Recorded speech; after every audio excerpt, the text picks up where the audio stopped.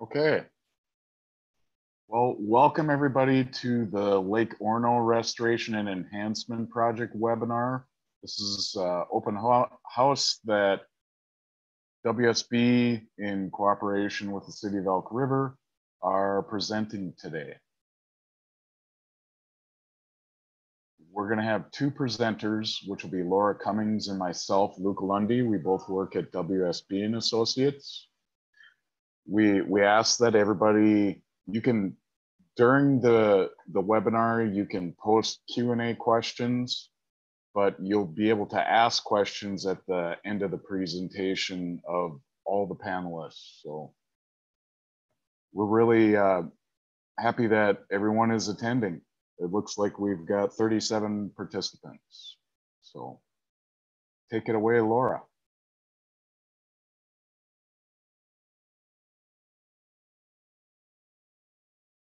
All right, as Luke was just saying, we have the slide here for best practices. I know I saw one question that all the attendees are muted, and that is true for now, but we'll have you muted during the presentation, and afterwards we can allow you to talk as needed.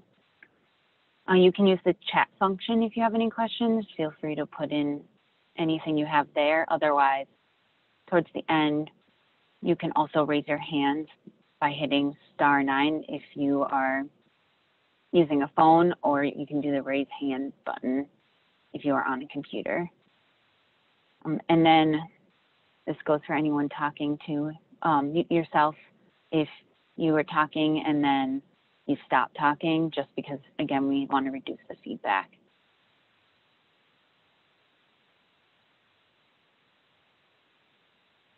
With that, I will head into the main part of the PowerPoint. So we just thought it'd be helpful to give some general project background here. Lake Orono is within the city of Elk River and is an impoundment of Elk River and outlets to the Mississippi River 1 mile downstream. In 1998, sediment was removed from the lake to improve water quality and provide more recreation access. The city has been working for several years for another restoration and enhancement project of Lake Orono. To do this, the city has started with multiple sediment depth surveys in 2017 and 2018, as well as an environmental assessment worksheet in 2019. The city has also completed the State Historical Preservation Office Phase 1 Cultural Review.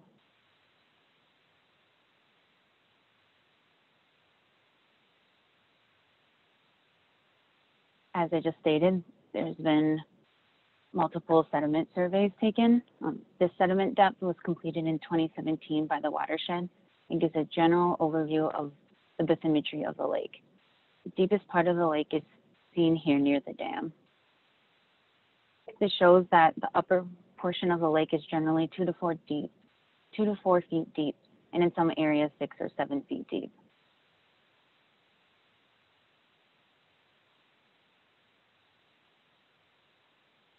All right, the next slide, we have another sediment depth survey. As you can see, we don't have quite as wide a spread of information.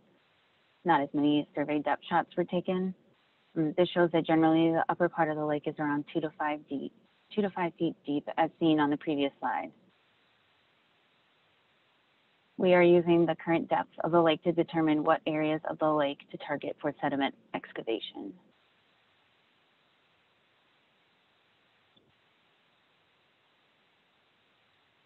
There are several permit applications that we will be applying for or already working on for this project. Through the Minnesota Department of Natural Resources, we have the Work in Public Waters permit and water appropriation and aquatic plan management permits. Through the City of Elk River, we have the conditional use permit and the Wetland Conservation Act permit. With the United States Army Corps of Engineers, there's a Section 404 permit. Minnesota Pollution Control Agency, they will require Section 401 water quality certification and National Pollutant Discharge Elimination System for construction.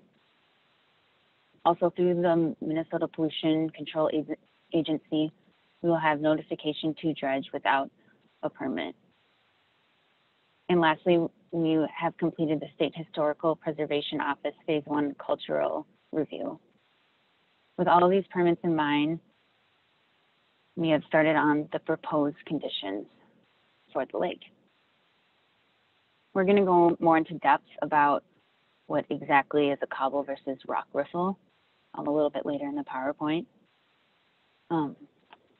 We have both sediment removal and restoration aspects to this figure. I will point out some of the locations. Cobble areas here, kind of the red hatching, one over here, one over here. We have fish sticks locations here, and a couple here on the upper side. And then we also have toewood location here and here. And then we have a rock riffle location here. And again, you'll see a little inset of these a little bit later too. Now for the sediment removal areas, we've kind of created a heat map index here to kind of better understand what's the deepest part and what's the shallowest. The red location is the deepest part. That's in the upper part, and it's about 6 to 10 feet deep. It's right here. You can see my mouth. The green and yellow are 0 to 4 feet deep, and orange is 4 to 6 feet deep. The areas of excavation were chosen from city input, lake association input, and DNR input during the environmental assessment worksheet process that was taken in 2019. In total, our calculations show the removal of sediment to be 125,000 cubic yards. Or another way to look at this would be 12,500 dump trucks full of soil that will be removed from the lake.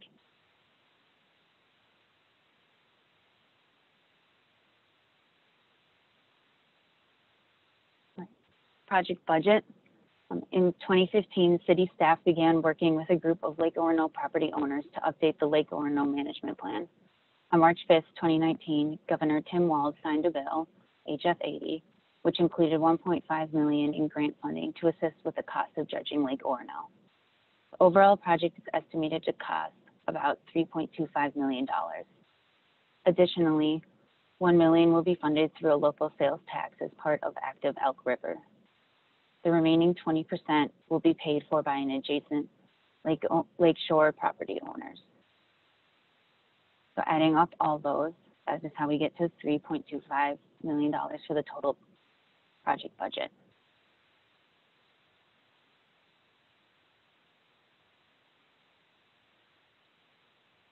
Project schedule.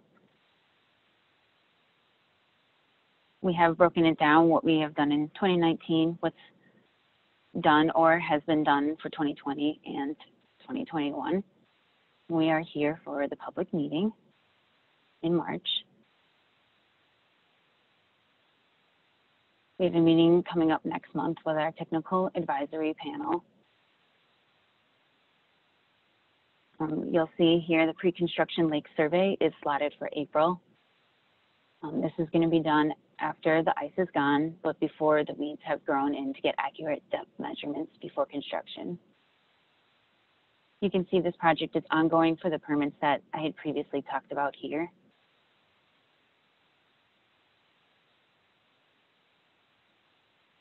And construction is slotted for next winter, starting in November 2020 and ending in February 2021. That's down here.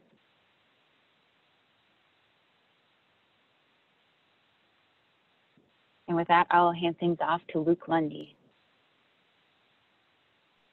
Thank you, Laura. So from this point, I'd like to talk about the lake habitat structures that we're proposing as part of the funding requirements for the project. So we can move to the next slide about the lake habitat structures. As you saw previously on the plan, there were a number of different habitat structures that we're proposing on this plan set. It includes the toewood structures, as Laura previously had discussed. We kind of did a zoom in map of this with the pink stars to show those locations a little bit better. So the photograph that you see here is during construction of these towwood structures. They include root wads in addition to riprap to help stabilize the banks. Let's move to the next slide, Laura.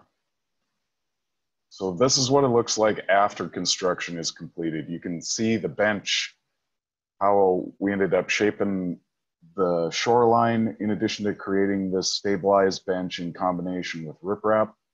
The great thing about these practices, it allows this area to erode stable onto this bench. So we've got riprap and root wads that are in place in addition to a soil wrap and erosion blanket that's staked back into the slope and then shaped in to create a more stable area, reducing the amount of erosion that was previously occurring at this project location. Next slide.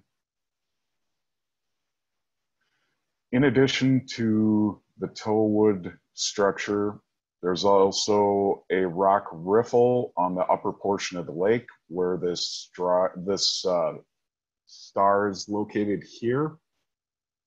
I wanted to include a photograph of how we need to tie in a rock riffle structure into the banks.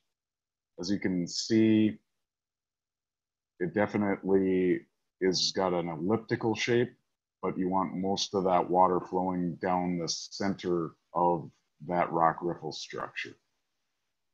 So the next slide will depict kind of a cross section and a different angle view of what a rock riffle structure looks like.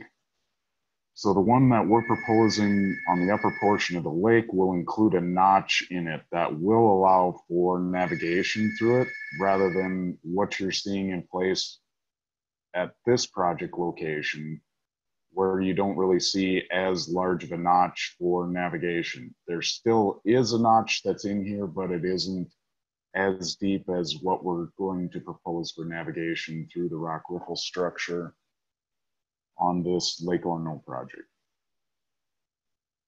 We can go to the next slide. So some of the other habitat features also include these rock cobble structures. So you can see there was a few that we indicated on the map that are identified in red. So what you can see, this is a project example of the Mill Pond project that we did. It's very similar to this one that we removed a lot of the sedimentation by using backhoes to remove that. If you look at where the backhoe is in this photograph, that was actually the original depth of where the sediment was on the Mill Pond project. We ended up removing all of that sedimentation out using the backhoes and the dump trucks, in addition to placing kind of these rock cobble structures so that we can provide for not only spawning habitat, but also habitat for fish species in some of the mid to deeper water locations. Next slide. So you'll ask kind of what are the size classes of the rock that we're proposing and how deep those water levels are going to be above that cobble.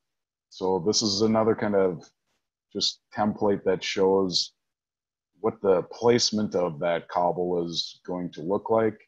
We're proposing a class 3-4 size MnDOT class of cobble that will include a range of 18 inches to 24 inches.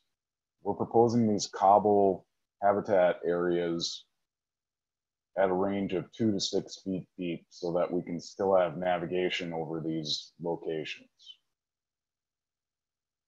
Next slide.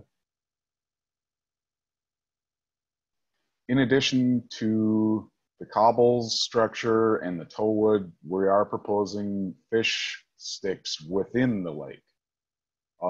These practices can be used on Shoreline if you've done any research on this, in addition to within the lake. So this is kind of an example of what a fish stick structure would look like in lake habitat. You can see from the zoom in map that we've indicated a few locations for this Lake Orono project that the fish sticks are going to be installed at. We also included a cross-sectional view so that you had an idea of what that would look like within the lake bottom. So we're proposing the fish stick structures in the deepest areas from 6 to 10 feet deep so that we don't have any interference with navigation above the habitat structures. So it does provide habitat, but it's still feasible for navigation.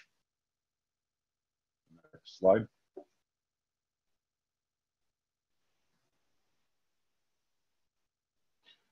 So now I want to move into construction and kind of when we're proposing to do construction for this project. As you saw from the schedule before, we were kind of looking at that November into the February of the following year.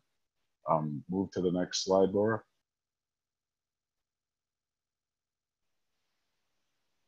So we're definitely looking for winter construction that will help with water management. Obviously, we'll also have some dam operation work that we're going to have to do during construction in addition to inspection. So this is the Champlin Mill Pond project. We wanted to kind of give everyone an example of what it looked like for that project. We ended up at the upper portion of the lake, pumping that water through these two pipes through the actual dam structure on the down gradient side. This allowed us to be able to have this soil a lot more consolidated so that we could do the excavation work during the winter. Next slide, Laura.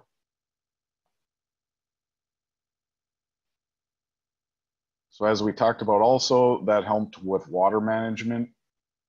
In addition to the pipes, we ended up putting in a bypass channel on the mill pond project also, just in case we had precipitation events that occurred, so we could still move that water through the project into the dam and outlet the dam. So that helped improve not only access to the project, but also construction of the project. It improved the timing of the project. Also by being able to not only pump, but it kind of had this bypass channel in place also. Next slide. The other discussion points that we wanted to have were some of the access points and property access. As you can see from this photo on the mill pond, we had a lot of material that we had to remove, which meant a heck of a lot of dump trucks. Similar to this project with Lake Orono, that, you know, we definitely need access points that are going to make sense for the project. Let's move to the next slide.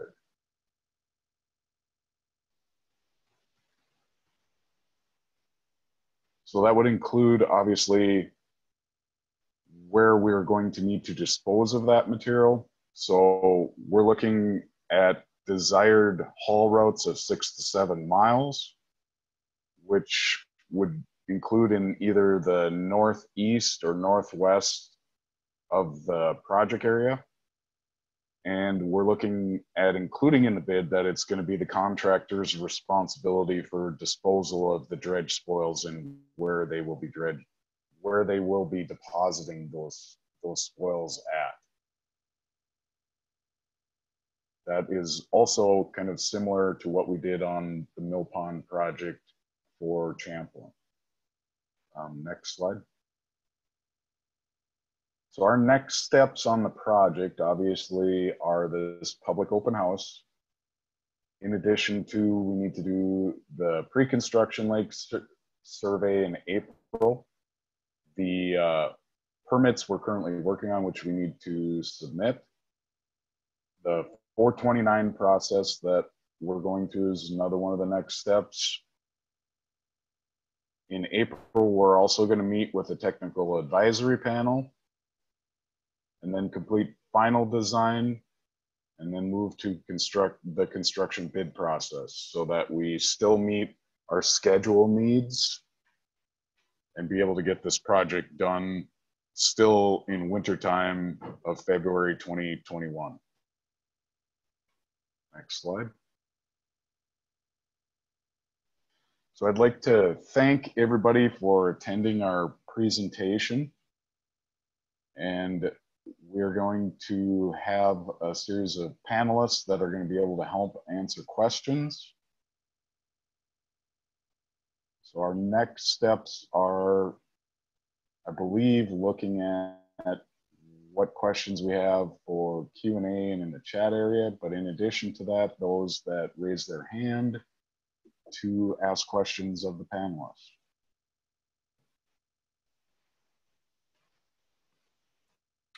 I think also as a point of clarification, this is Amanda. I work for the city of Elk River, as does Brandon.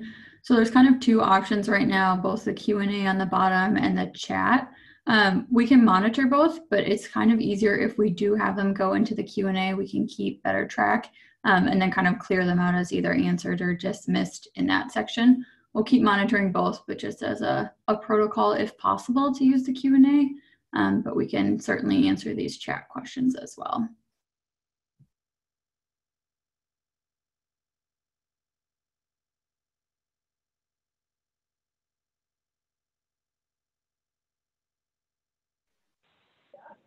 I think with that, would you like me to read off the chat questions that we have? Yes, that'd be great.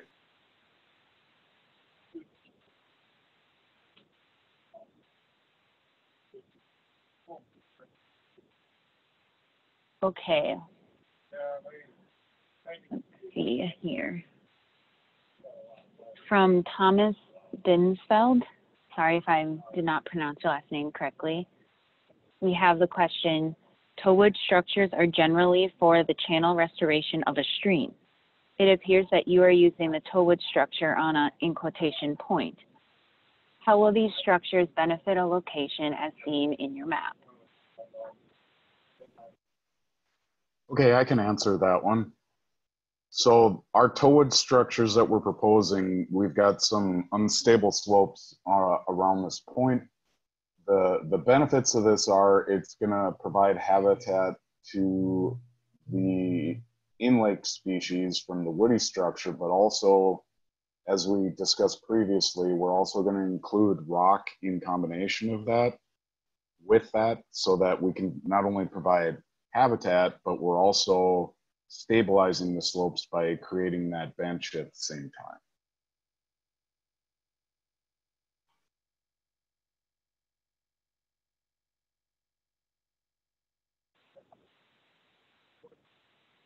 All right, next question is from Patrick and Cindy. Please explain what the 429 process is and its timeline.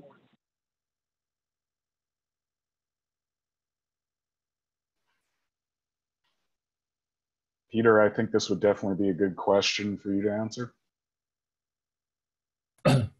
Sure, I'd be happy to do this. This is Peter Beck, I'm the city attorney. The Chapter 429 process is the process pursuant to which the portion of the project costs that are to be assessed to the adjacent property owners would be assessed. As Laura mentioned, approximately 80% of this project will be funded with state bond proceeds, proceeds from the local option sales tax, and the $100,000 city contribution. So the $650,000 remaining will be assessed to the adjoining property owners through the statutory assessment process, which is found in Chapter 429 of Minnesota statutes. And that process has multiple steps, including the preparation of a feasibility report, the holding, and there will be two separate public hearings. One, a so-called public improvement hearing, during which the city council will determine whether to proceed with the project. And then following that, an assessment roll would be prepared, and there would be a second public hearing, an assessment hearing, during which the council will determine whether to proceed with the project and to levy the assessments. So the timeline for that, I believe, Brandon, we are thinking in perhaps the improvement hearing in April and the assessment hearing in June, but with so many other things these days, timelines are pretty much aspirational at this point, depending on how soon we can get back to regular business. But that's the goal, as I understand it.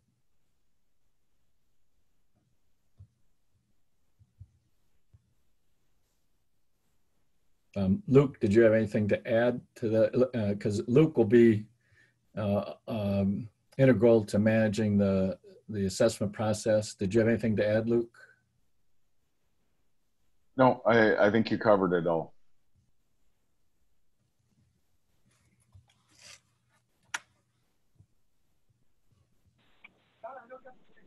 All right, next question is from Matt Newberger. This project does not seem to benefit the extreme northwest portion of the lake map, in parentheses, AKA the river.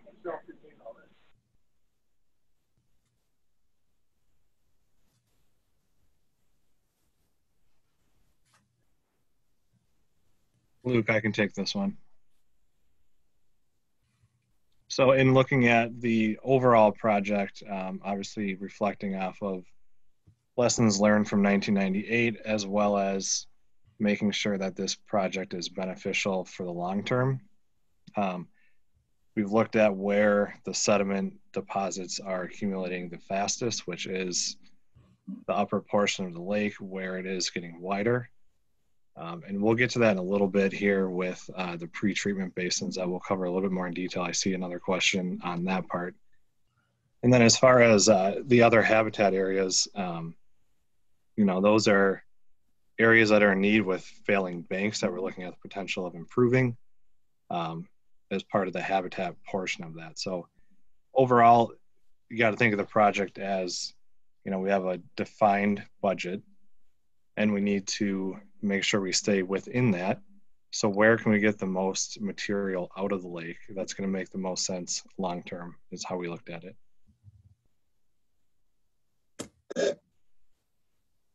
Laura, do you want to switch back to the overall map?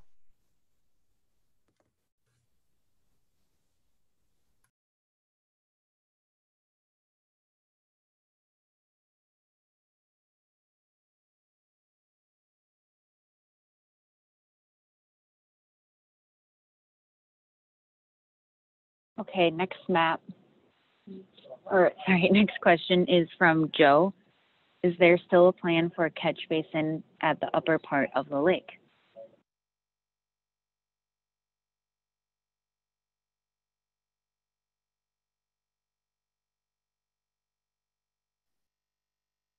So Laura, I think you can answer this one. And it's kind of going to be a little bit of the same discussion you had before about the area in red on the upper portion of the lake.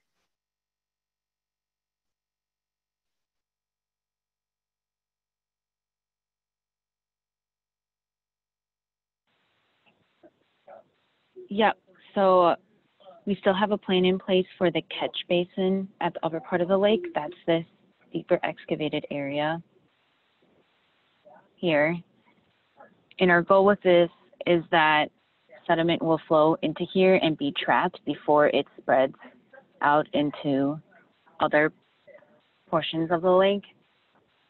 The goal would be that then the city in the future would be able to clean out this portion, and then they wouldn't have to go as far into the lake and clean out more of the lake each time.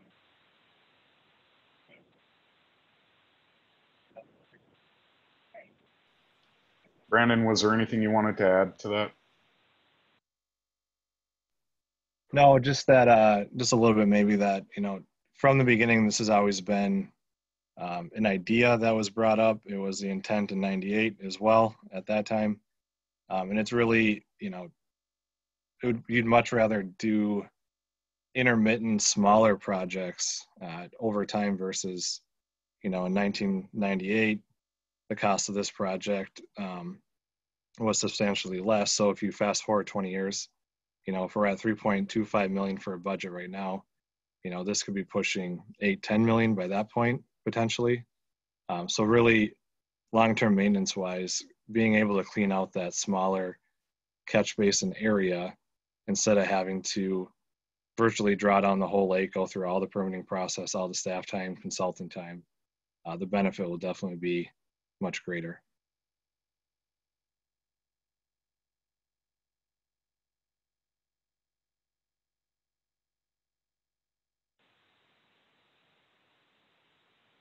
All right, next question from the Queen, sir. You show 6 to 10 feet above the fish sticks. Proposed map shows 2 feet of depth.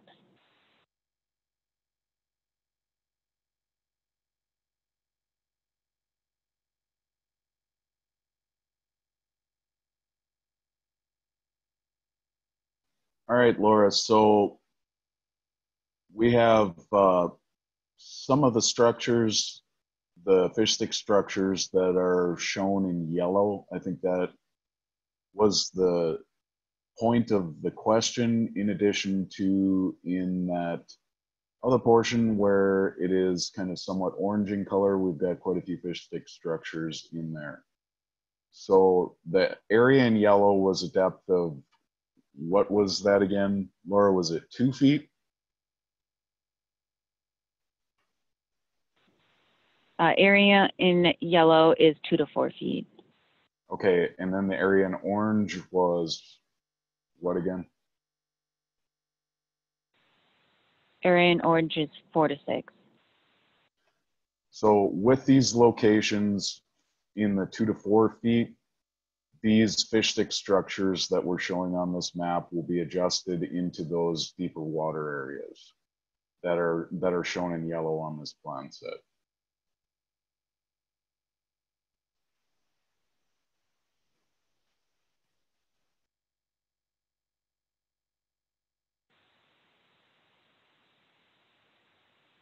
Okay, from Dennis Highland, he asked, how can we get a copy of the PowerPoint slides?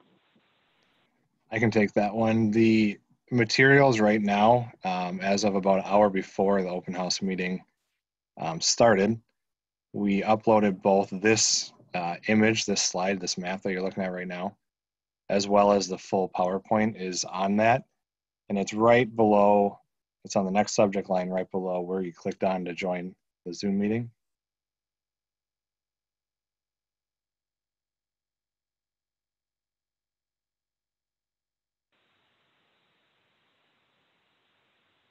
Okay, from Thomas Binsfield, it seems like most of the habitat restoration designs are for vegetation rather than fish. Is there a reason that we have not focused more on the fisheries habitat?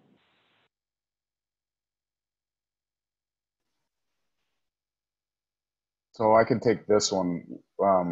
We are focusing with what we're proposing here on fish habitat by including woody structure, which helps provide overhead cover for fish species, in addition to the Coble structures that provide spawning habitat, in addition to areas for predatory, staying away from predatory fish in those Coble areas. And also we're ending up deepening the lake in those too. So the shoreline work that we're proposing is for stabilization, but where we're proposing those at are in some deeper water areas that are still going to provide habitat for fish species.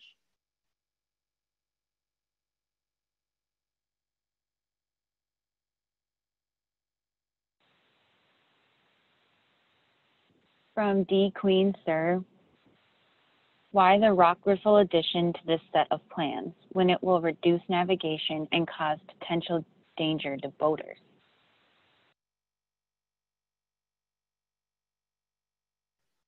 So the rock riffle structure is also included in this project to help improve the dissolved oxygen levels that are in the lake, but also create a stabilized area in this section of the lake. So it's kind of twofold. It's going to help improve those DO levels, the dissolved oxygen levels in the lake at the same time. So our proposed design for this is so that we can provide still navigation, but it's also going to help with improving those dissolved oxygen levels. Is there anything you wanted to add to that, Brandon? I would just add that, you know, with any project, when you can improve dissolved oxygen, it's always wise to do so. And I think this is a good spot that would do it. And like Luke mentioned earlier in the presentation, we have ran through some questions on, you know, with the cutting off of navigation, that it's a valid point. That's why he's talked to the point of it having a notch in the middle so that boat navigation or kayak or canoe would still be able to get through.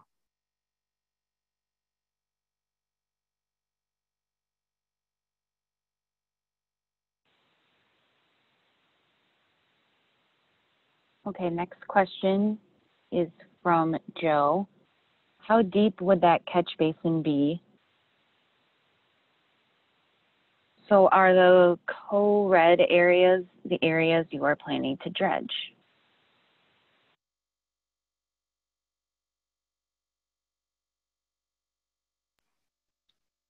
Laura, I think this is a good question for you. Yep. So the heat map here, you can see the deep red area here reflects the deeper area of the catch basin, and that's from 862 to 866. So the very bottom of this area would be in 862, which would be 10 feet deep. And it would vary kind of going up on the side slopes. And the areas that are all shown in the heat map, whether if it's any of these colors here, those are the areas that we are planning to dredge. So hopefully that answers that second question.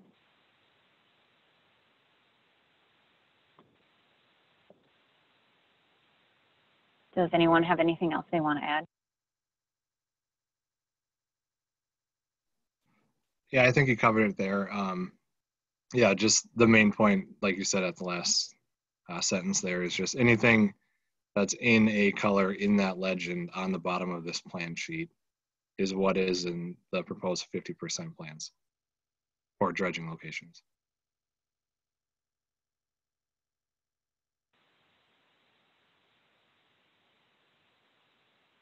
Okay, next question is from Chris. How was the size of the catch basin determined? With budget concerns, does it need to be that large? I can answer this one.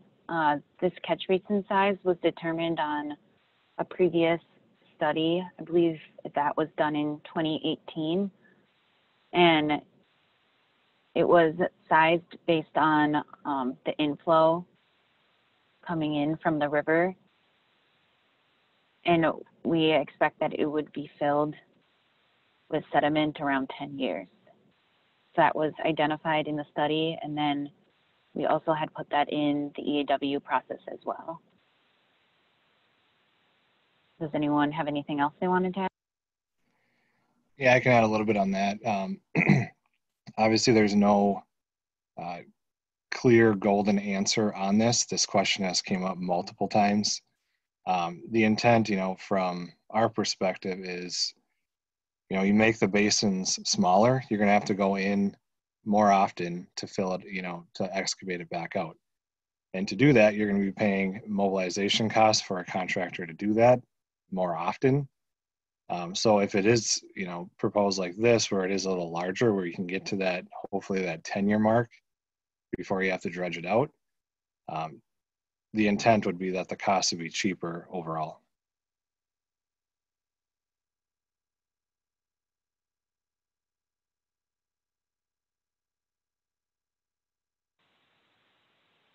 Okay, next question is also from Chris. There are already natural rock riffles upstream adding dissolved oxygen. Why would we include additional rock riffles?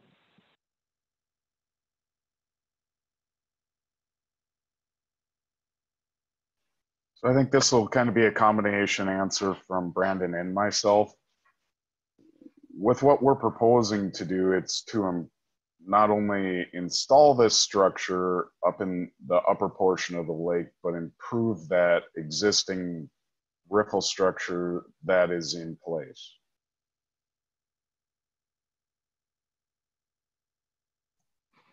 Yeah, I agree. And, we're working with, when we went to the legislature and presented the bill for the 1.5 million, that's part of this project. There's always been a line item of $200,000 of the habitat enhancement portion of that. So what we're doing with all the enhancement portions outside of the dredging locations is working within that portion of the budget.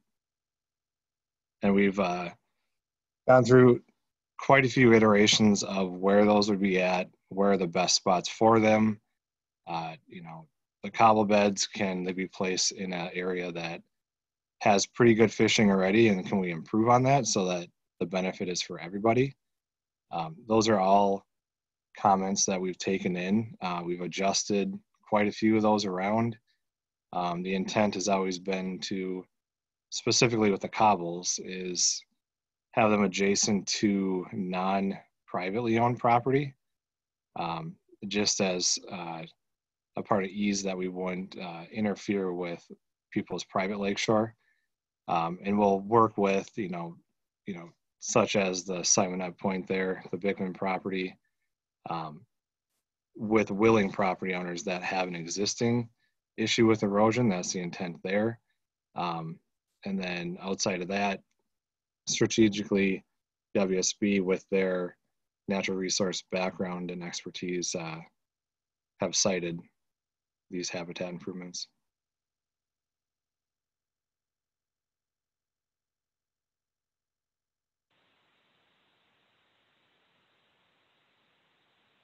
All right, next question.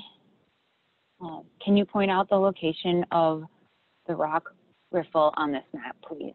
It's from Thomas Binsfeld. I think I said Binsfield last time. It should be Binsfeld. Yep, I can do that for you right here. It's this area here, rock riffle.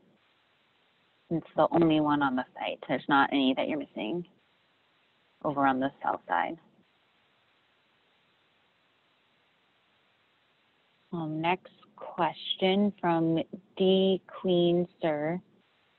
When will the map be updated with the numerous missing islands so the proposed map can be more accurate in estimating costs? I can answer that one, Laura.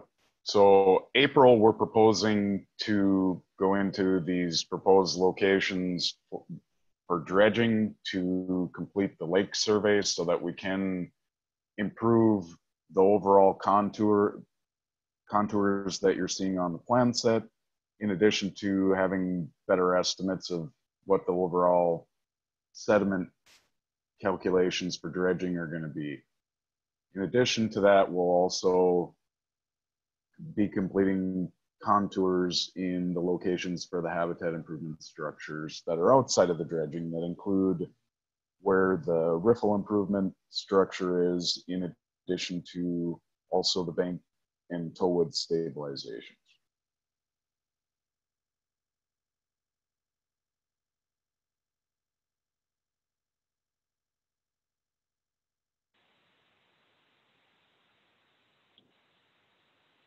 All right, this next one seems a little bit more like a comment, but I'm still going to read it out loud just so everyone knows.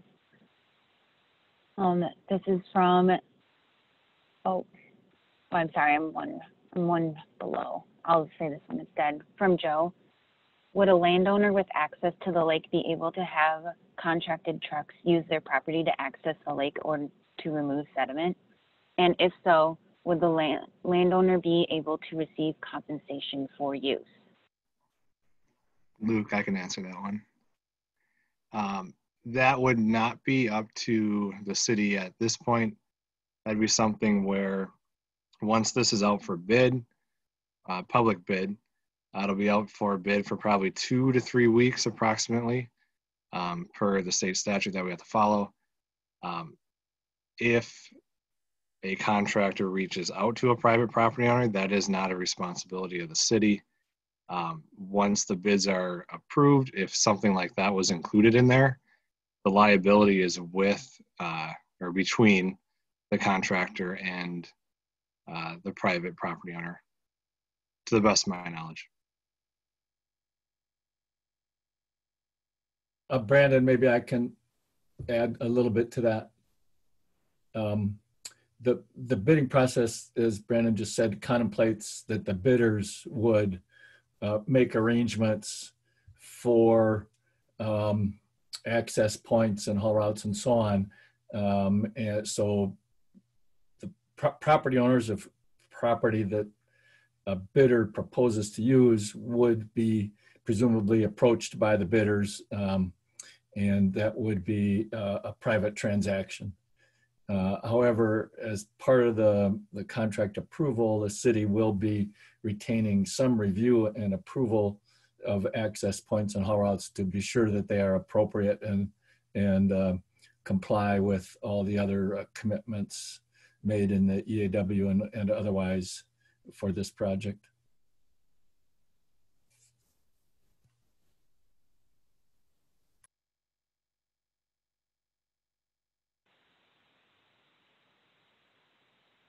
Okay, next is from D. Queen, sir.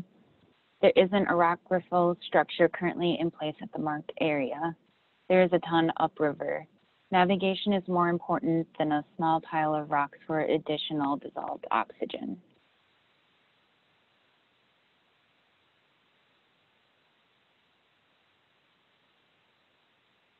So Laura, that seemed like more a comment than a question, but I can say that dissolved oxygen levels are important for the fish species that are within this lake. And by improving those, you reduce that chance of having fish kills in the lake. Is there anything else you wanted to add to that, Brandon? No, that covers it. Well, I think the only other thing to add, Luke, would maybe be to mention again that the rock riffle structure will provide for navigation through it. That is correct. And once we go through and complete the survey data, we obviously would end up shifting the location of that structure into the best location within this section, this upper portion of the lake.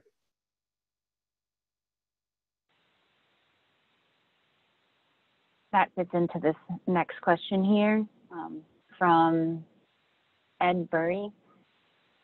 Can you define your interpretation of navigation? Both boats and kayaks have been mentioned in the same conversation. What is the goal? So once again, the goal of this structure is not only to help improve the dissolved oxygen levels of the lake, but also provide boat access through the structure so that we're not prohibiting navigation through this location.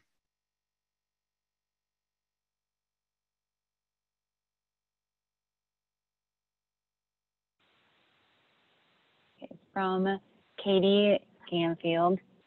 There is an area just upriver from the catch basin on the south side of the island that has a rock riffle that is only 6 inches deep across the entire river. Is there a plan to add that to the dredged area?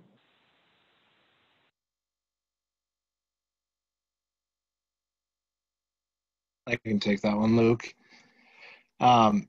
So just a point of clarification, the maps that we're using is what is defined as the total lake boundary. So that's why we're not referring to areas in this as a river. With that, as far as the EAW went, it was always the intent, again, back to the point we've made before, where balancing the benefit with the budget. So if we had a $5 to $7 million budget, yeah, we could keep dredging further and further, horizontally out, and obviously vertically.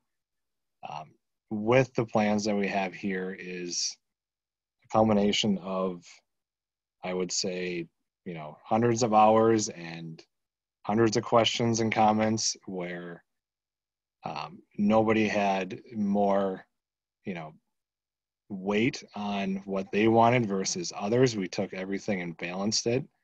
And again, this gets balanced against the DNR's regulation and ultimately the Army Corps. So a lot of this stuff, the details that are in here have been already ran through the DNR. There's points that they were not in agreement with. We've adjusted some of those. We still have to go through final permitting, so we'll see how that goes as well.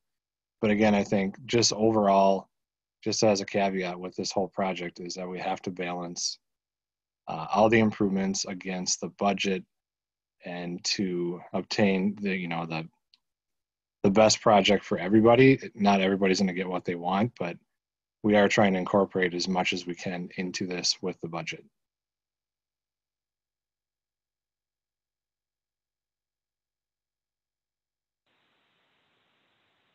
All right, next question is from John Dietz. Will any changes be made to this map before it is finalized? I can answer that. Go ahead. Okay, the next meeting we have to go through is the technical advisory panel meeting, which includes DNR staff, Fish and Wildlife staff, city staff. We've got to review the plan set, and if there are discussions and changes that have to occur, we're going to get those comments at that time. The Lake Association is also part of that technical advisory panel so that we can incorporate those into the 90% plan set. Go ahead, Brandon, if you want to add. Yeah, I think that was a really good question. So this is, again, our 50% plan. We'll run it by the technical advisory panel again, like Luke just mentioned. There is 2 lake property owners that are part of that group, as well as the Army Corps and the DNR. So we'll look at making final adjustments at that part. As far as the bigger improvements, the sediment catch basin area, based on our final modeling that WSB will conduct to make sure that is sized appropriately. That's a little bit more definitive. But again, like we've said, the habitat areas, those improvements, anything to do with the rock, the riffles, the cobbles, we have worked and adjusted those multiple times already up to this point. And then with final details, reflecting that back to make sure it fits within the budget will be another step as well.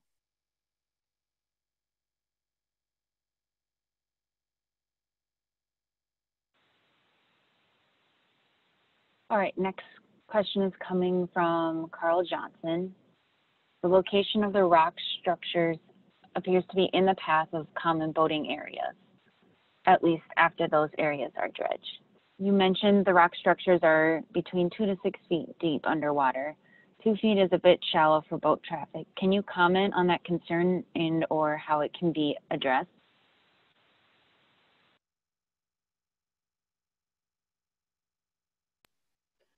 Yeah, I can make a comment on this. So with these structures, we're not doing rock piles. If you go to our slide, Laura, real quick, of the cobble structures.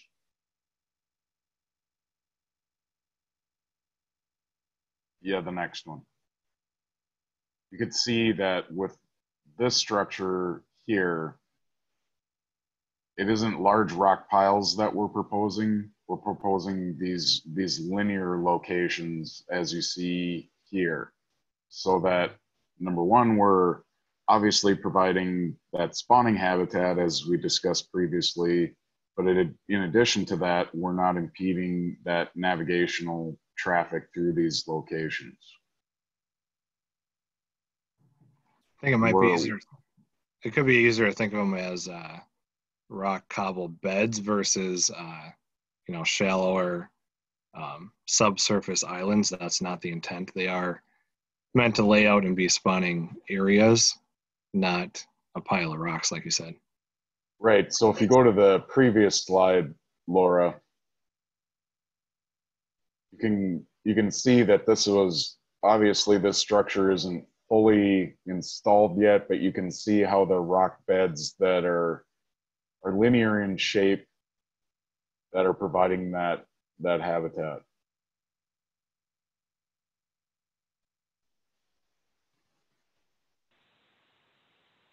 Okay, next question is from Carl Johnson. Will doing the dredge in the winter help address the curly pond leaf issue? Will it help just the area being dredged or other areas as well? What will the impact be to non-invasive vegetation due to dredging in the winter?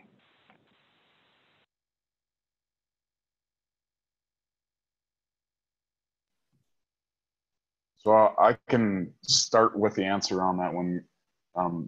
Obviously, with doing that dredging, yes, it will help with those curly leaf pondweed issues. It's also going to help with water quality improvement at the same time with those, you know, heavier laden sediments that are in the bottom of the lake.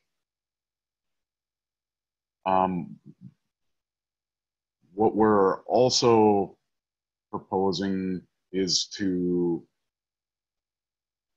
help improve those aquatic habitats for vegetation by removing some of those invasive species that include that curly leaf pondweed and narrowleaf cantail. Brandon, is there anything else you want to add to that? No, in all previous meetings and discussions that we've talked about curly leaf, you know, originally working with the lake group, we hadn't even originally discussed dredging the lake. We were looking at intermittent drawdowns during the winter with the intent of reducing the amount of seeds that come from the curly leaf. So with this project being proposed in the winter, not only does it have to be in the winter now based off of regulation, but the added benefit of that is for the freeze out. You know, and hopefully, you know, the winters with how variable they are now, it only gives us a kind of a smaller window of construction time, but hopefully during that period, it's, you know, not raining out, you know, and warmer weather during that stretch of the winter. And hopefully we can get some hard freezes that will freeze up those seeds.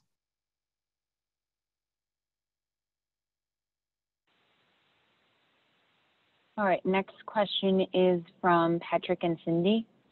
There are property owners on the lake who have said they would like to rebuild their shoreline using some of the removed sediment. Might this be a win-win possibility to reduce some of the trucking costs? I can answer that one, Luke. I think it's definitely a valid question. My first thought, not hearing this question before, I guess, would be the contractor is going to be paid per cubic yard of removal.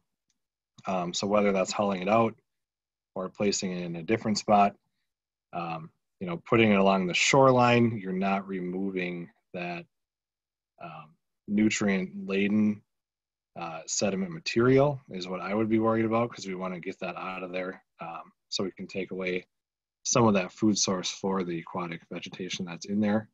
because we have too much nutrients, with Lake Orono being impaired for nutrients itself. So I'd be a little leery of that, just based on the material probably isn't the best composition-wise for that. But yeah, definitely a valid question. Brandon, this is Peter. Wouldn't something like that also have to be made part of the permits and approvals, or would there have to be separate approvals from DNR and the watershed and everybody to change cross sections? You would be correct, Peter, with that answer.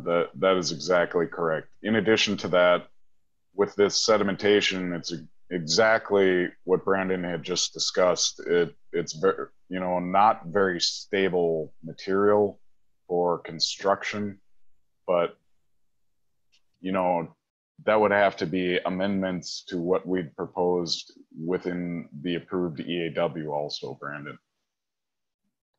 Yeah, and just one more point to that too, now that I'm thinking it through a little bit more. To Luke's point there, and Peter, anything that, any detail of that, such as if someone wants to use the removed sediment to place in their backyard that live on the lake, those are all regulated as well, because you're transporting spoils or sediment. This material has tested within Tier 1, which is reusable for situations like that. But in this case, just as far as the permits go, it would take a lot more time to add in little small details like that eats away at the overall budget cost.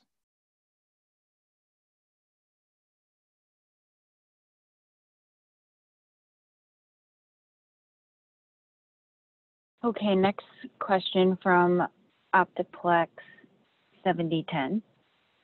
When do you plan to start to drain the lake? How long will it take, and how low will the water level go?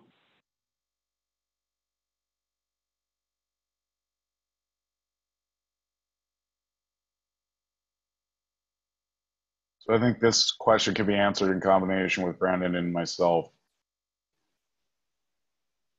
We've got to get through the dewatering permit. What we're proposing is to be able to get the lake drawn down before we have the November start date for construction. So we've still got to get through the final design approvals, but at the same time also be working through the number of permits that we had identified in the previous slides. And as part of those permits, the dewatering permit is definitely one of those.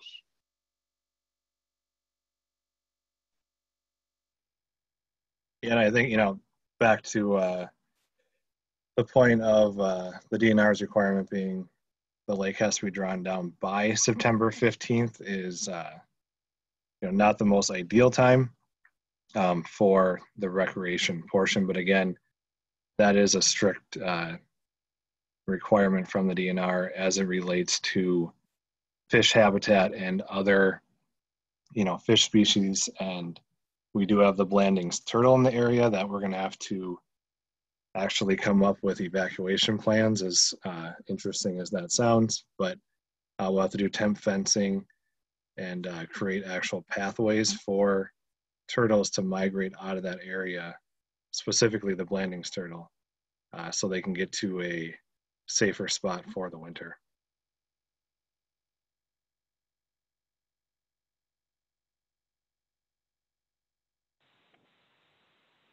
All right, next question is coming from Chris. With a $200,000 budget for fish habitat improvement, is there a concern with the cost of the fish sticks, rock riffles, and cobbles exceeding the budget? And what is the plan to scale back if it does exceed the budget? So I can answer this question. With the bids that we do receive, obviously we can't have bids higher than what we have for the proposed budget for the project.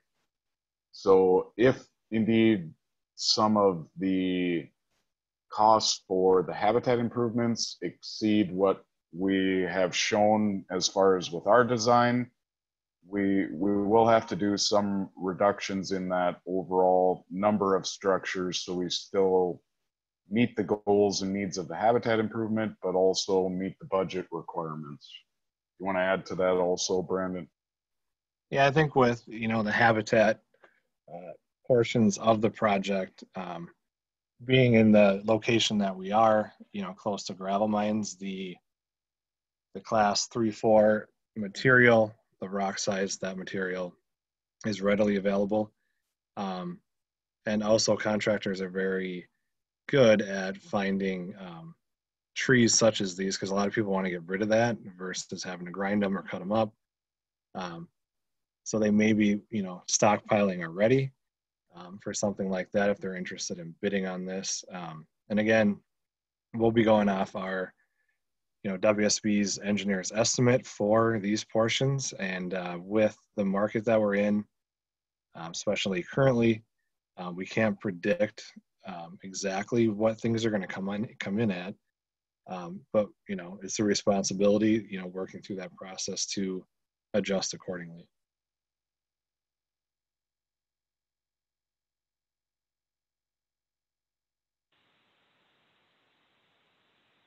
All right, next question from D. Queen, sir. Where will the water flow during construction of the Riffle? Much of the flow goes through that channel at a high velocity.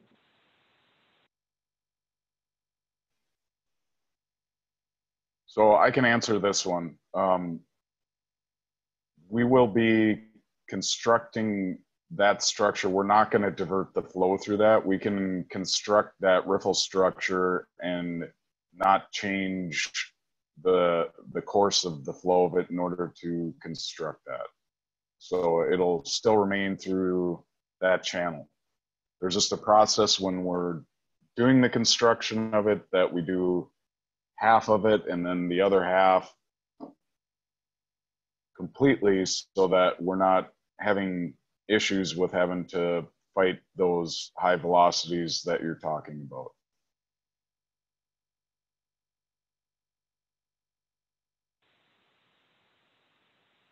All right, next question from D. Queen, sir. Some rock cobble areas are up against shores with large dock structures, aka highly traveled areas. Can the rock cobble areas be focused away from boat traffic since their purpose is to house fish for proliferation? So with these cobble areas, obviously we're going to end up coming in April to also do a bathymetry survey that'll help us kind of better define those locations and improve those if there are dock structures that are in those locations or if it's close to shorelines.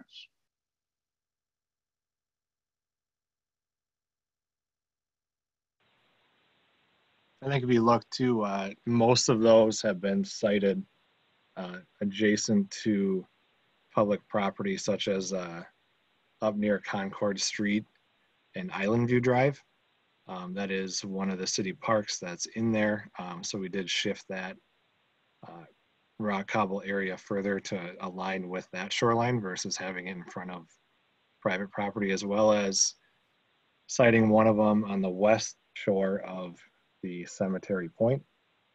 And then as far as out in, north of the Guardian Angels on the lake, just north of Highway 10, those are not right adjacent to the shoreline either, and we do know that there's docks that are used there minimally right now with how shallow that bay is, but we have made adjustments with that.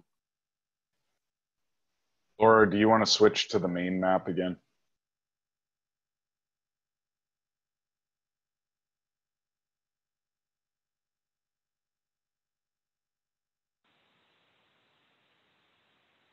Okay, getting quite a few different comments on the chat here. So I'm just going to let you know we've run through all the questions that have come through the chat. So after this question, I'm only going to be looking at questions that are coming through the question answer side. So this question is coming from the Olsons and says, so is the path through the proposed rock riffle the recommended path for boat travel versus around the south side of the island?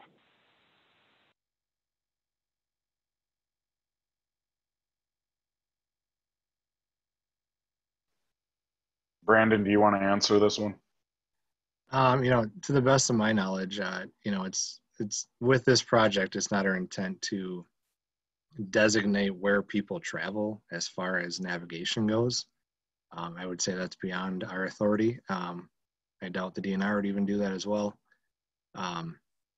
So just overall, again, with the that structure there, we're looking at the balance between a habitat improvement while not impeding the full, if you want to call it recreational use. I did see previously we had a question that kind of ties in with this as far as what the definition of navigation is. There's multiple definitions. The DNR has one where I believe they've pushed, they think of it more as kayak and canoe. I think the general public thinks of it as some type of boat with a motor on it. And again, hull depths on different boats are at different depths. So there's variables across the whole board on that part.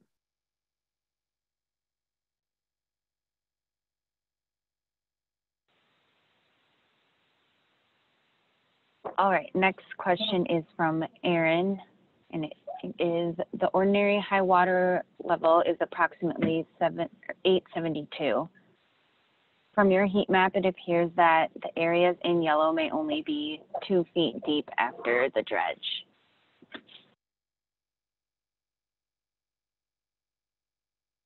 Did we answer that one earlier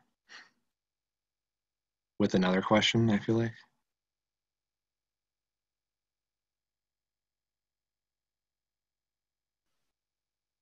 I thought we did answer this already.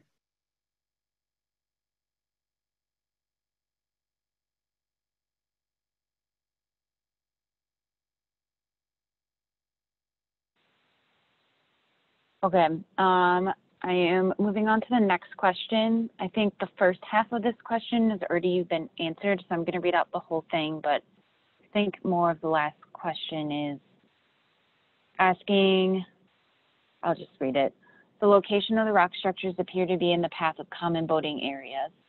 You mentioned the rock structures are between 2 to 6 feet underwater. 2 feet is a bit shallow for boat traffic. Can you comment on how that will be addressed? Which I think we have already addressed that. If needed, you can unmute me. I can point out the areas on the map where my concerns are. Also, are those rock structures going to be marked with buoys?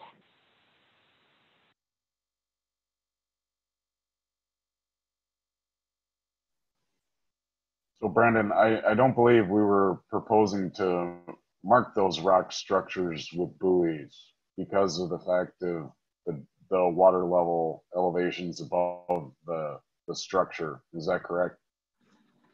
Yeah, and I think, that's something, that we would get into with final design, obviously taking in the DNR's comments as well.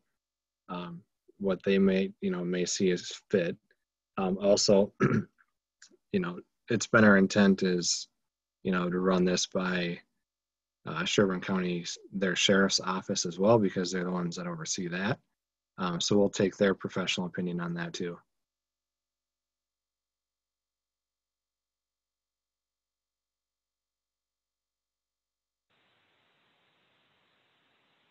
All right, next question is coming from Aaron. Is there any dredging planned for the southeasternmost part of the lake? Is it covered by a comment on your map?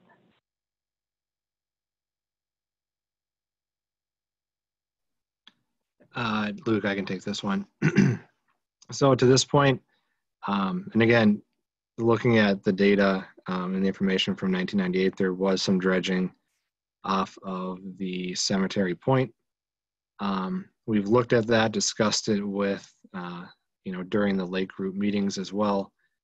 We have not identified any areas that are well suited to be dredged in the southeastern area. If you do look on the east side, we'll call it where Sediment Drive meets up with Highway 10, so the east side of Sediment Drive there. We have gotten multiple comments from different people that would like to see that area dredged out a little bit. We did have more dredging shown on there in previous iterations of this 50% plan. We did ultimately get quite a bit of pushback from the DNR on that because they see that area as pretty critical for habitat. So that area still needs to be re-reviewed now that we've adjusted that and kind of shrunk that dredging size overall. But yeah, at this point, no area in the southeastern portion besides that Sediment and Highway 10 area is proposed.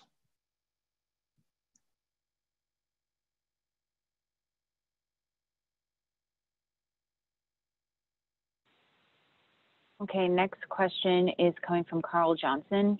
What plans are in place to slow down the resedimentation in the future? I think that's a good question.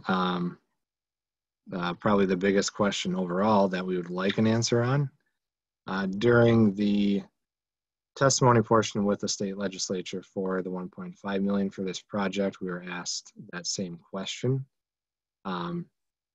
I would say hats off to the Soil and Water Conservation District for Sherburne County because they, on a day-to-day, week-to-week basis, are identifying areas upstream that are failing, where their banks are depositing sediment, and eventually that sediment is making its way down to the lake itself.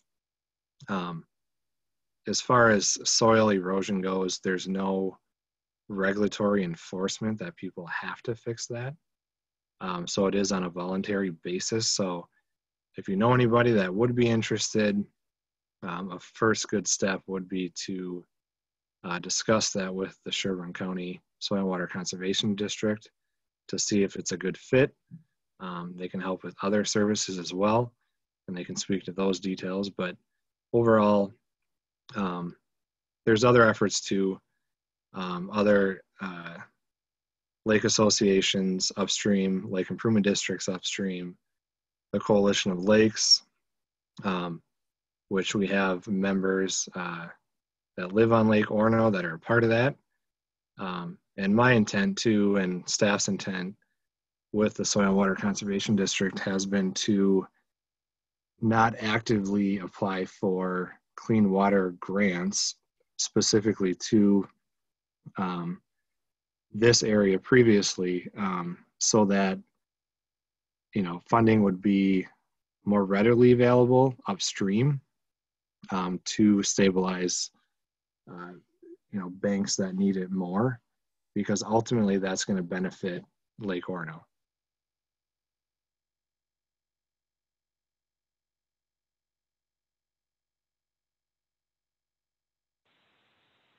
All right, next question is coming from Doug. How deep will the catch basin be? And this is, we have already answered this question before, but it will be anywhere from 10 feet to 6 feet deep. Next question is from Carl Johnson. Will doing the dredge in the winter help address the curly leaf pond issue, notably by freezing it out? What will the impact be to non-invasive vegetation due to dredging in the winter? And I believe we have already answered that one on the chat. That is correct. Okay, next question is coming from Aaron. If sedimentation levels are found to be greater than the 2018 survey when the survey is completed in April 2020, how will the design changes be communicated? If sediment volumes are greater, will other habitat features be dropped from the plan to support greater sediment removal? Luke, I can answer that one.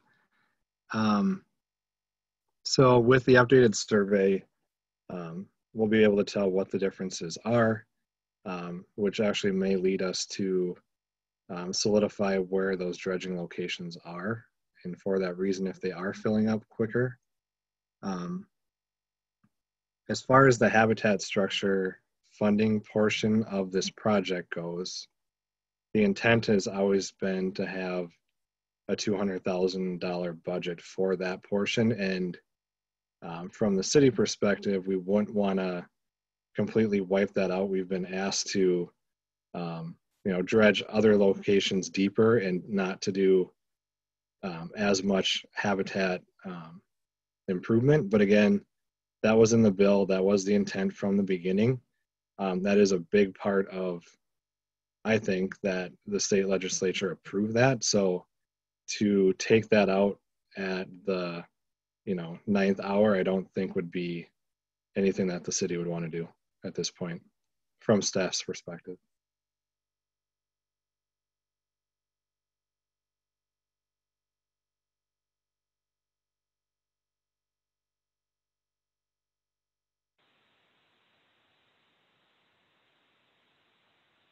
Okay, next question is from Optiplex 7010. When do you plan to start to drain the lake? How long will it take and how low will the water level go? And I believe we have already answered that one on the chat. Yep, we have. Okay, just making sure I'm remembering correctly. Next question is from Joe. If the soil being removed has been tested to be good soil, wouldn't the bids include some compensation back to the project for the soil being removed? And if the companies receive the soil and resell it, the city/project should receive some of that money to help offset some of the costs.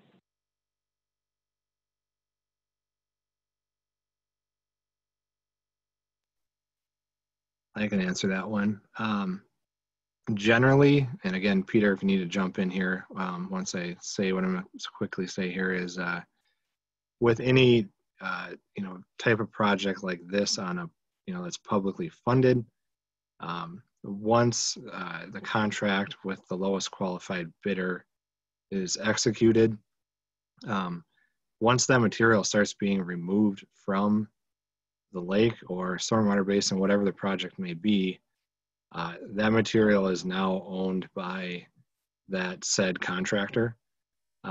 We've been asked this question on, demolition projects too. I think it's more of it's kind of a gray area that I don't know of any other projects that have broken it down to that level. I think as far as the question with the soil being tested as reusable, where it's not contaminated, where it has to go to the landfill. The end game to that will be we're going to get better bid prices on that because it's not considered hazardous.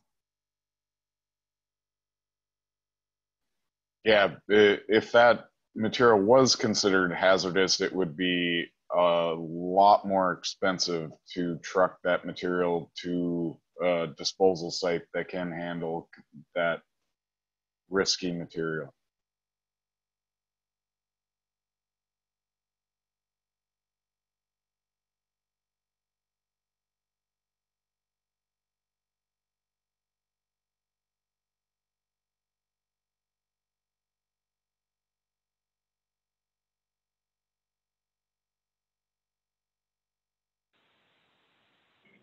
All right. I have a question test left on the question and answer, so I don't have any more questions on there. Oh, okay, just got one.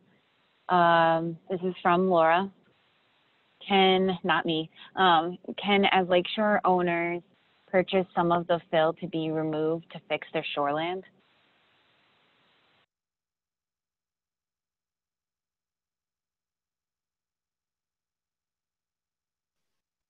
So this kind of goes back to the answer that we gave previously, Brandon, that if the lakeshore owners are proposing to do work on their shoreland, obviously that requires permitting.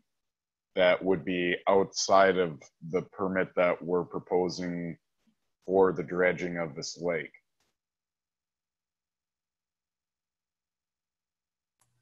I'd say that's correct. That would be a separate project, if you would, undertaken by that lakeshore owner, and they would need to get it permitted and so on and so forth. If they were able to do a deal with the contractor to get cheaper material from them, I think that'd be fine. But the bigger issues are permitting and the timing and so on. Yeah, and I can speak just a little bit. I know in the past we've talked that many lakeshore residents likely will want to do work on their private shoreline, especially when the lake is lowered. And our goal has been that we would have a meeting with city and DNR staff for residents to come in and discuss what they want to do, what permits would be required for that, and kind of those next steps. Ideally, we would be having that meeting in person, possibly this summer or even later into the fall. So not necessarily using the material that's being removed, but just as people are thinking about projects they want to do on their private land, we will have more information about that later this summer to kind of discuss what permits would be required, what you're allowed to do for those private projects you might be interested in.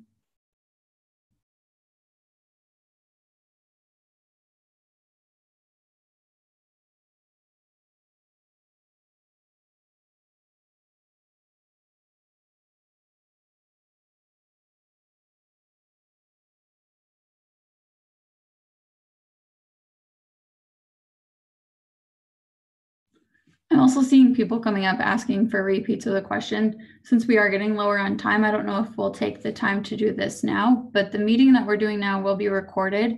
So we'll have it up online for people to view in the next, we're hoping before the weekend, so hopefully by end of day Friday. So you can review that. And then there's also information on the website how to get in contact with Brandon and I if you have specific questions. He and I are both working remotely right now, so email is the best way to reach us, but we can certainly call and talk with people too if you have specific questions that aren't answered tonight during the meeting. Yeah, and just to add a little bit to that, versus sending emails to Amanda's email and mine specifically, on the LORE website, the web page, you can click on the hyperlink there, and the email address is LORE, the acronym for the project, at elkrivermn.gov. And if you send it there, that'll be easier for us to keep track of with the amount of emails that we're getting currently already. And then we'll be able to answer the email questions that way.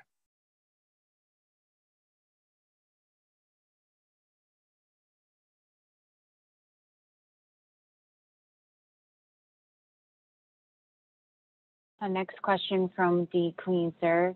Can a large amount of sedimentation be moved to the swimming area because it is currently a sharp drop-off, but could be safer for children if it was a shallower grade from shore?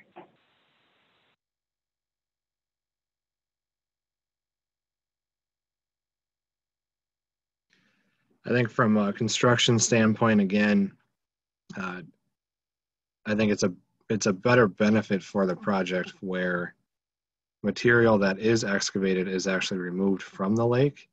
Otherwise, we're paying the contractor to just move it. Second to that, and Luke, you can speak to it too, where the DNR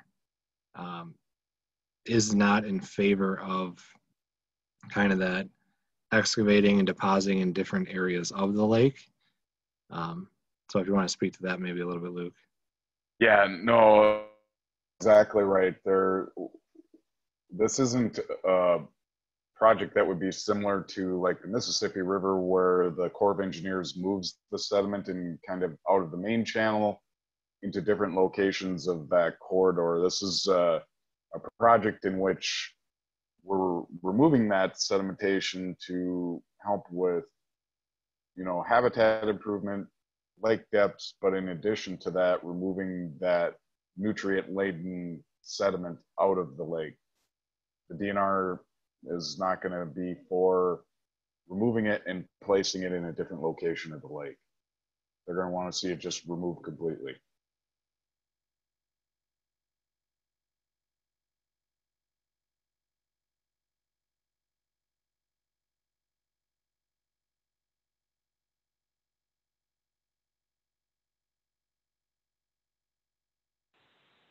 Okay, next question is from Chris. According to the heat map index, are the cobblestone areas considered red, meaning 6+ feet deep? I can answer this one. No, it might depend just on the colors of your screen, but the cobbles here have more of a design on them. They should be more of a pink color coming through. And then the red is a deep red, and this is the only area here that has the deep excavation, is this deep red, and this is kind of more of a pink and textured. That's from here, that's the cobbles.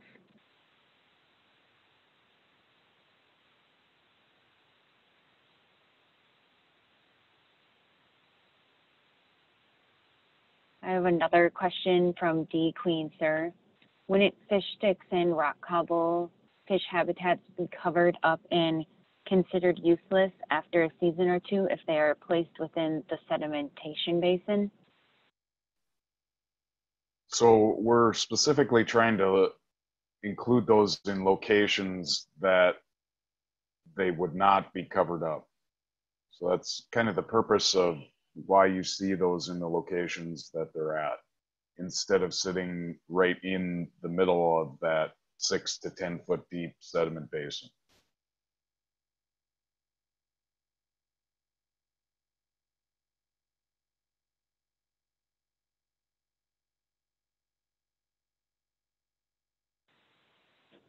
I have a question from the Olsons. What is the distance from the shoreline out to where the dredging will happen? I can answer that one. The intent has been to stay off of private property. So any dredging will be off of the private upland property, just below the ordinary high water line. So in some areas it does get closer to the shorelines. But again, the intent is to not go on upland private property.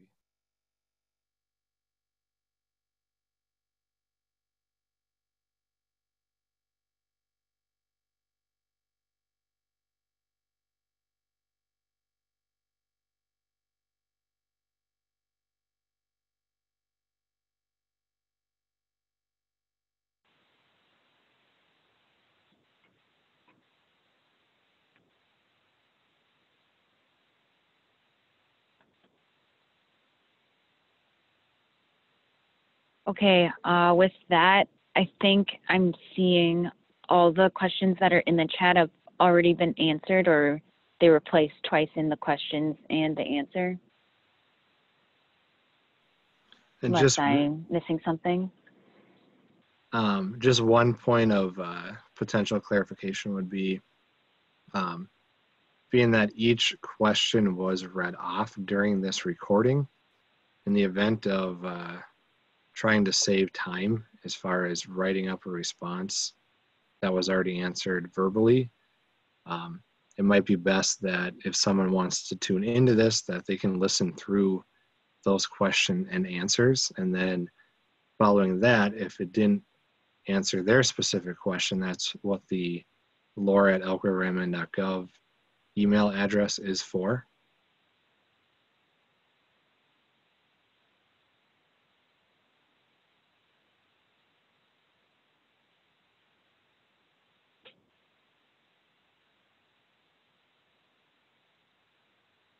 I think I just saw another question pop in from D. Queen, sir. It says, looking at the plan sets, what is the official normal water elevation?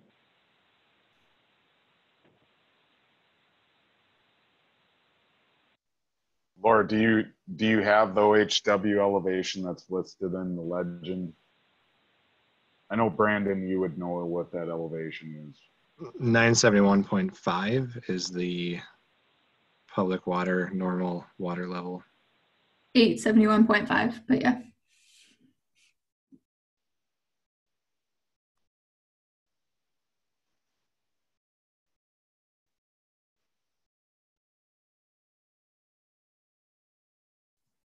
And that is what the city-owned dam operates to.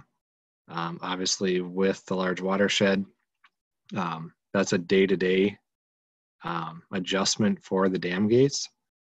So again, we do get calls about that once in a while, but the operation manual calls for the dam to operate so that it stays as consistent with the ordinary high water line as possible.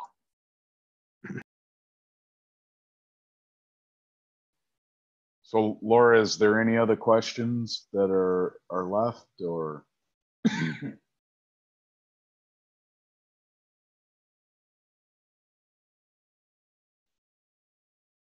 Yep. I'm getting one from Chris saying, could you provide the depth for the pink cobbled areas? And I can point to that again. That was the 2 to 6 feet as we had talked about earlier. There's another question that popped in, was by C. Vickman. How far out from Sediment Point will the towage structures begin? If a contractor is liable for issues down the road, are there concerns if this is close to it on private property?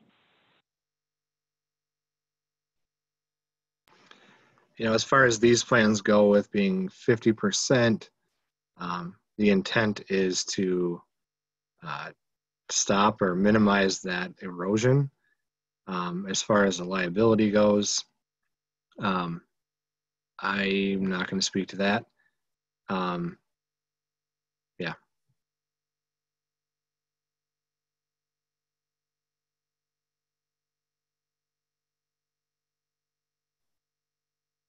I can add too, I guess. I don't want to cut that too short. The reason that that is on the plan set is people have identified that it is eroding. There has been some riprap placed there to help that erosion potential. We'll work through if it's a viable option in agreement. We'll work through those details. So that's something we can definitely talk through. But it's also part of the technical advisory panel request that this point be stabilized in comparison to what it currently, the state that it's currently in.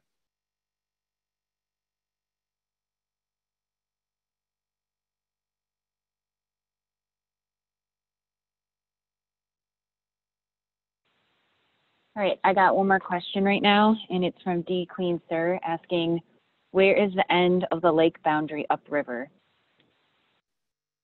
I think this is a good question for both Pete and also Brandon to answer.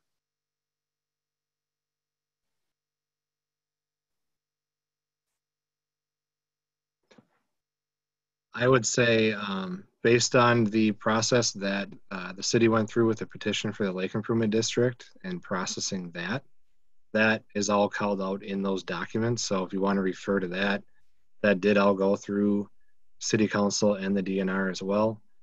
So the materials are hosted via the agenda repository on the city website.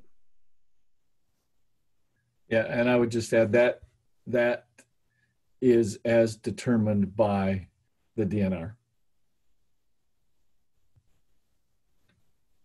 It's their responsibility under the statute to determine the boundaries of the lake, and that they've determined that the boundary is shown in these as part of this project is the boundaries of the lake.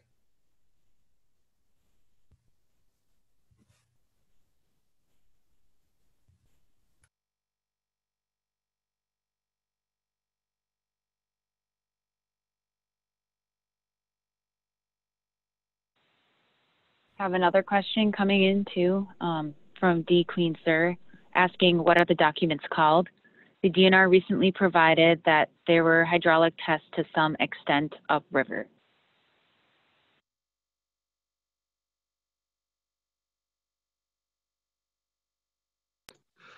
What are the documents called? So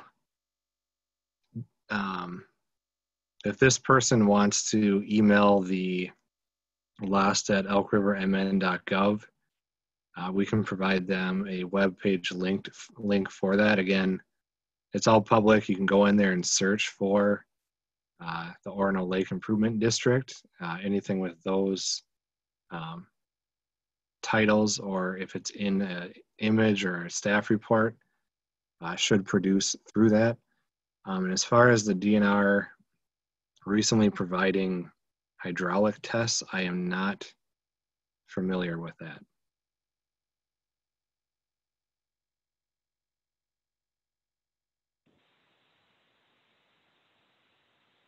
Brandon, can you say that email one more time? It just cut out right at the beginning. Yep, so it's LORE, so the same acronym that the project is. And that's at Elk River MN, which is all one word, no spaces or periods, .gov. And that is provided on the same web page that this was hosted through. If you scroll down a little further, it says to click here for questions or comments. It'll direct you right into that email address in your inbox.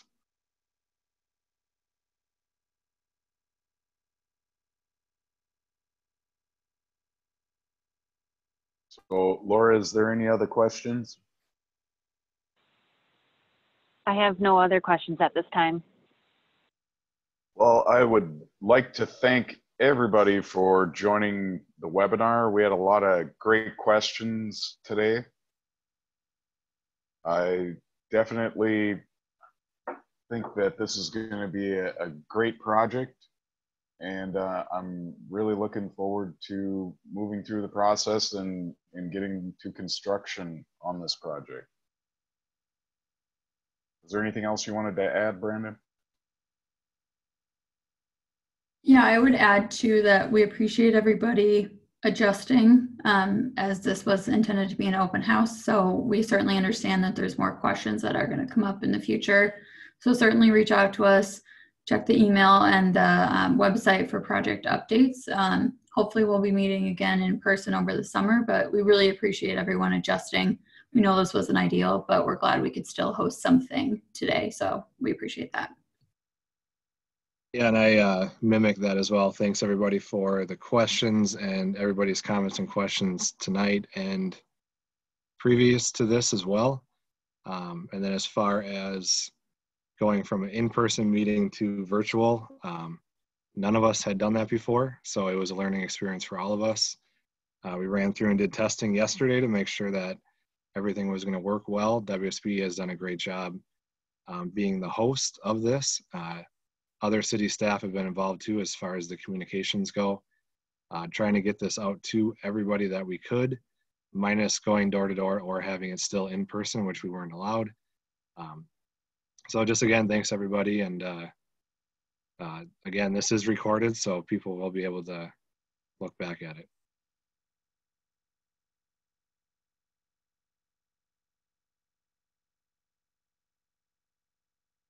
So with that, if there's anything else, obviously you can pose those questions on the link that Brendan had talked about. I would say we could conclude the webinar. Would you agree, the other panelists? Yes, Yeah, I think that so. sounds great. Thank you. I'm good. Thank you, guys.